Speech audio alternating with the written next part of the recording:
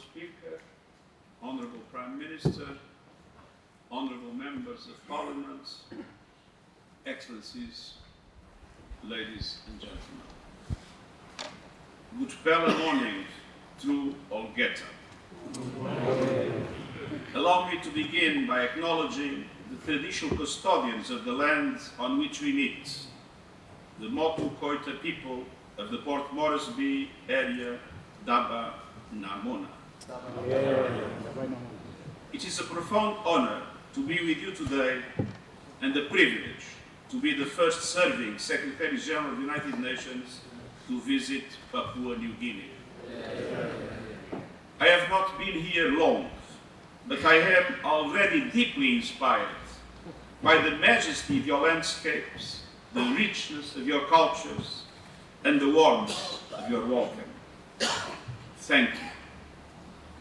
I am especially proud to be here as you mark 50 years of independence and to do so with you, the proud representatives of the people of Papua New Guinea. And allow me a personal observation. I was 17 years Member of Parliament, and afterwards, during 6 years and a half, I was elected Prime Minister, but in our system, the Prime Minister must suspend his seat in Parliament and be replaced by an alternate. And as we do not have, in several periods, a very stable democratic situation, it has happened that the President, that has no powers in governing the country, can dismiss Parliament. So our Parliament was dismissed several times, and 7 times I had to be elected. And this creates me an enormous admiration for the distinguished members of this Parliament, because it was relatively easy for me, when elected, to go to my constituency during my mandate.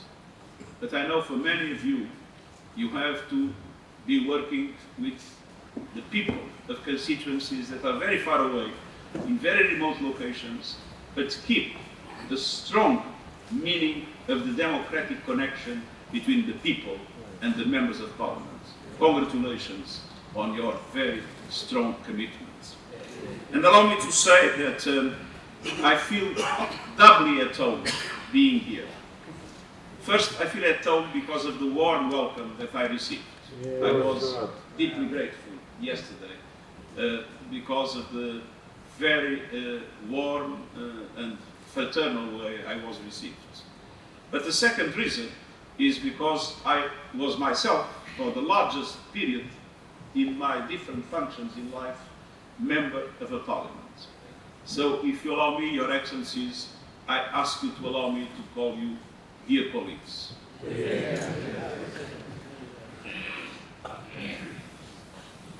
You are my Wantoks. Papua New Guinea is a country of tremendous diversity, a land of over 800 languages and countless traditions. And yet, you have a shared commitment to speak with one voice, to having one talk for peace, for dignity, and for progress. You are the champions of multilateralism and international solutions, and that spirit is urgently needed in our world today. Honourable Members of Parliament, we meet at a time of global turmoil. Progress against poverty has stalled. Barbarous conflicts unfold on live stream. The climate crisis is accelerating, with extreme weather and rising sea levels threatening communities around the globe, affect the people of Papua New Guinea know all too well. Geopolitical tensions, runaway technologies, growing inequalities, and shrinking democratic space have converged into a volatile new global reality. In the face of these storms, Papua New Guinea offers a number of powerful lessons to the world. The first is the art of forging consensus through dialogue. For the past half century, you have worked to have a single nation, out of many traditions, many islands, many tongues. One people, one nation, one country. Of course, that task is not easy, but you are determined to move forward step by step. Last Saturday marked the 21st anniversary of the Bougainville Peace Agreement.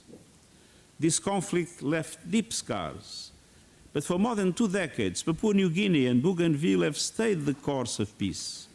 You have shown the world the path of healing through dialogue, perseverance, and mutual respect. Tomorrow, Bougainvillians will cast their votes in the 5th autonomous election since the agreement.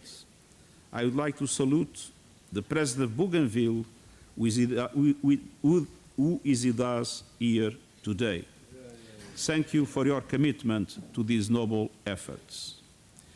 The Melanesian Agreement, signed in June, exemplifies both parties' willingness to engage in the difficult conversations, and the United Nations has been honored to be part of this process. Our Peacebuilding Fund has supported weapons disposal, the 2019 referendum, and the work of the independent moderator in a close partnership with the governments of Bougainville and Papua New Guinea. We are also proud to work in partnership with women, youth, and civil society throughout Bougainville. Your continued dialogue offers a model to other countries, and I am confident that the next phase will deliver a lasting resolution to the mutual benefit of all.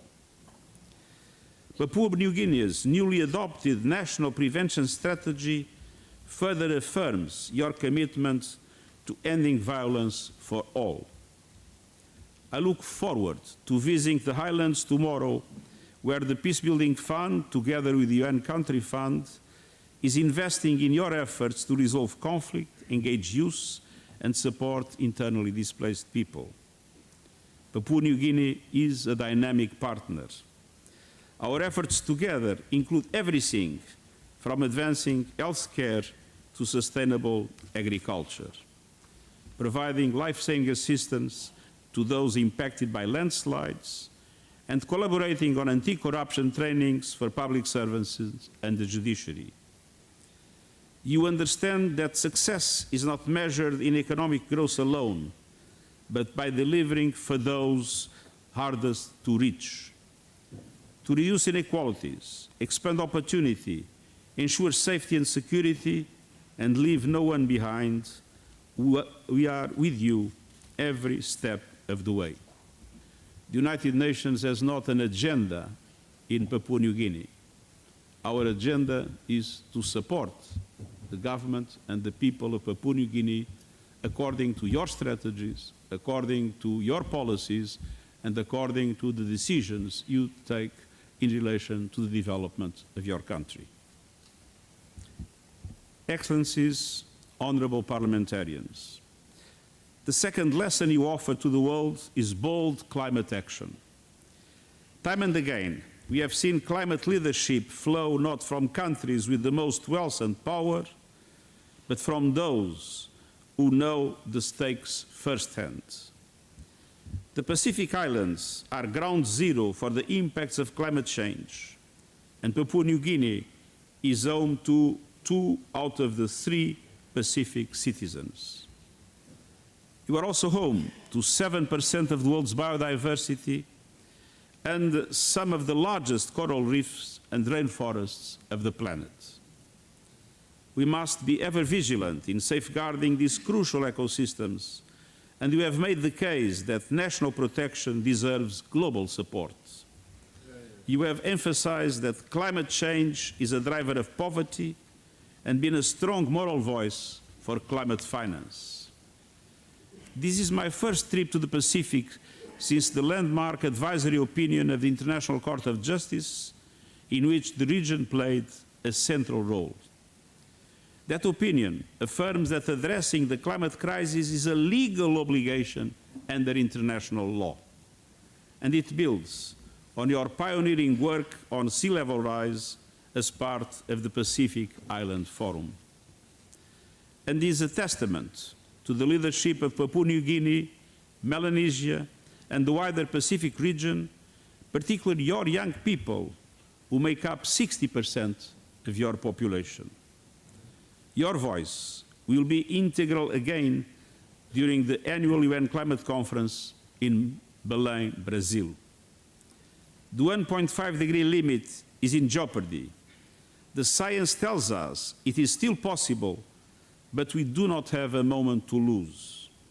The clock is ticking for countries to submit their new national climate plans, or NDCs.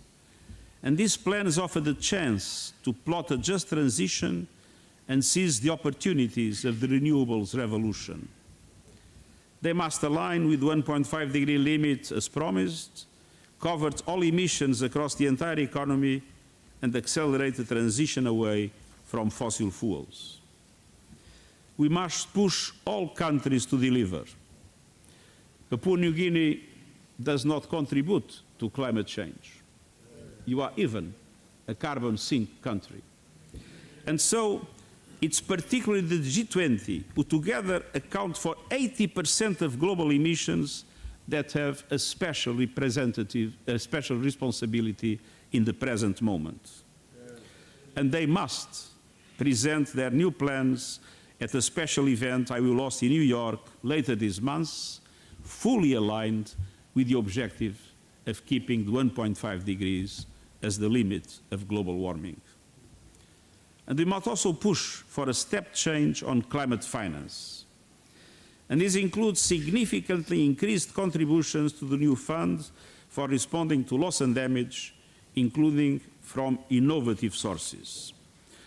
Allow me again to tell you a remarkable true story that shows how difficult it is to force developed countries to commit to, with their resources, to our common goal in climate action.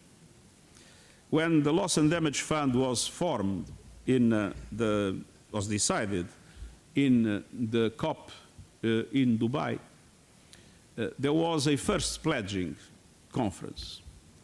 The amounts pledged, especially by developed countries, were equivalent to the contract of the best played American basketball player. And that shows that indeed a lot must be done to make the Loss and Damage Fund a reality, able to support countries like yours. We must tell developed countries that this is not the time for petty contributions.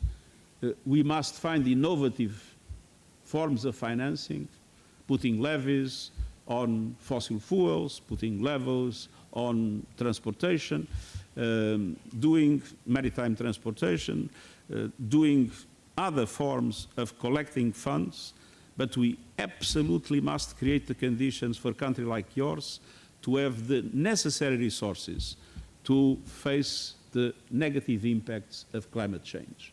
And you can count with the voice of the UN to be entirely at your side. I look indeed for your continued strong leadership in New York, in Brazil, and beyond. And developed countries must honor their promises to double adaptation finance by this year and deliver 300 billion a year by 2035. Adaptation is for us today a fundamental priority. Obviously, we must reduce emissions. We must have a drastic reduction in emissions now. But we cannot forget that people is already suffering the impacts of climate change. And when we see the sea level rising, when we see the impact on glaciers, when we see the impact on coral reefs, we understand the impact on populations, namely in coastal areas. We understand the need to have a much stronger solidarity internationally to support a country like yours, to build the necessary infrastructure, to build the necessary mechanisms to increase the resilience, to resist the dramatic impacts of climate change. And we are in total solidarity to Papua New Guinea to tell the international community that much more must be put in place to support developing countries in adaptation. Excellencies, while climate finance is vital, it is not sufficient on its own.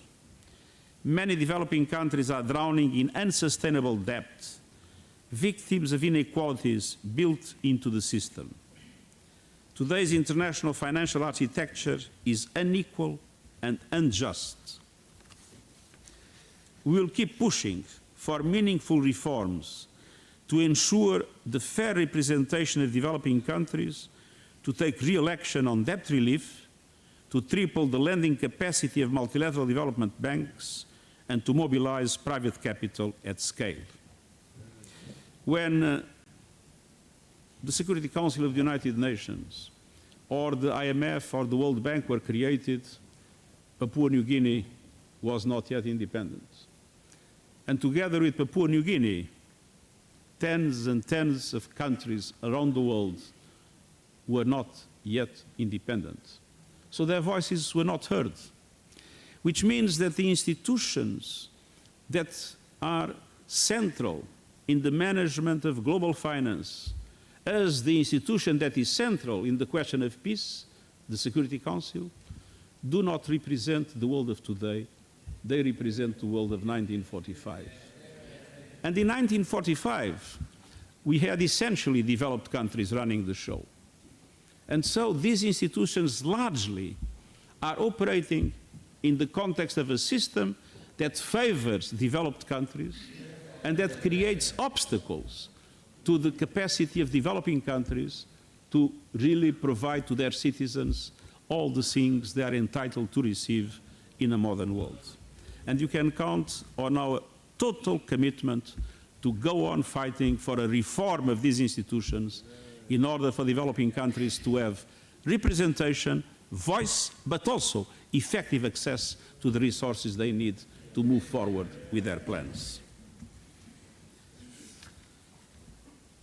Excellencies, Papua New Guinea has set itself a powerful mission to be one people and one nation and one country and to leave no one behind. Not long ago, you hosted peacekeepers. Today you are a champion of peace building and sustainable development. But no story of peace or progress is complete without fully including half of the population.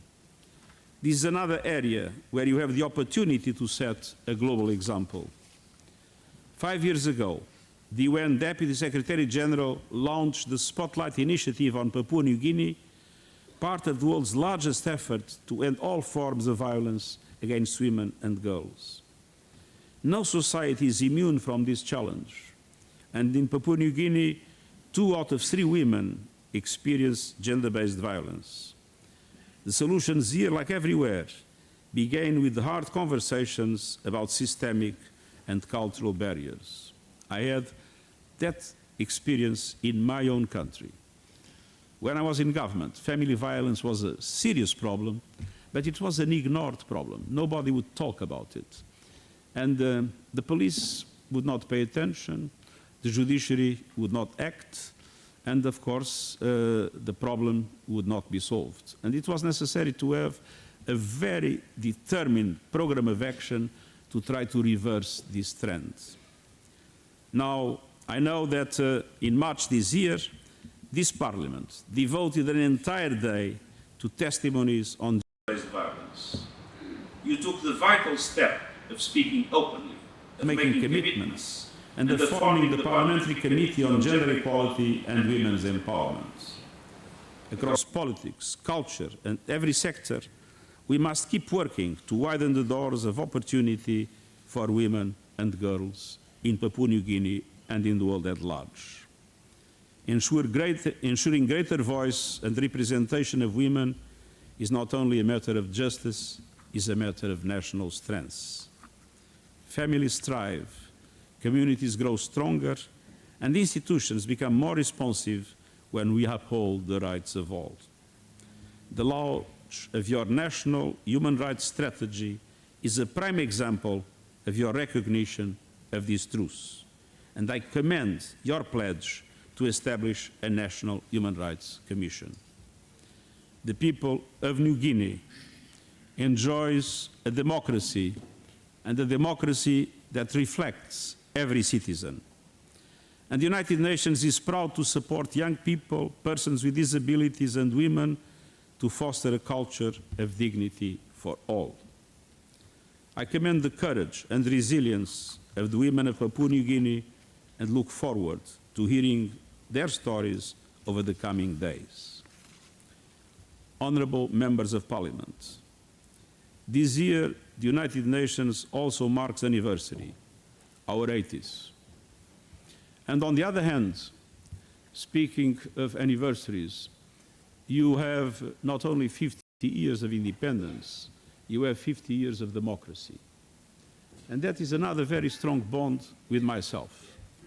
Our democratic revolution was in '74, and our first constitutional government in '76, which means that we were 51 years or 49 years with a democracy. Taking an average, 50 years of democracy. So there is this very strong link between Papua New Guinea and Portugal. We were able to, after independence or after dictatorship, build a solid democracy that has been for 50 years a demonstration of the power of the people. Thank you very much for your example. We are now, in the context of our commemorations of the 80 years of the United Nations, we are launching a process called UN 80, our effort to strengthen our organization for the 21st century. And an essential part of that is ensuring that the voices of the Pacific are heard loud and clear throughout the multilateral system. On your anniversary, you took look to the future. In just 50 years, Papua New Guinea has undertaken a daunting task to forge a single nation from profound diversity. That is a journey with peaks and valleys like the highlands themselves. It is a path that demands courage and vision to walk, and the United Nations is proud to accompany you and to be in total solidarity with you on every step. Your story is a proof that when embraced with shared purpose and respect, our differences can be our greatest strengths. One talks, let's keep talking, for your people, for our planet, and for our shared future. Thank you, Tumas Olgeta.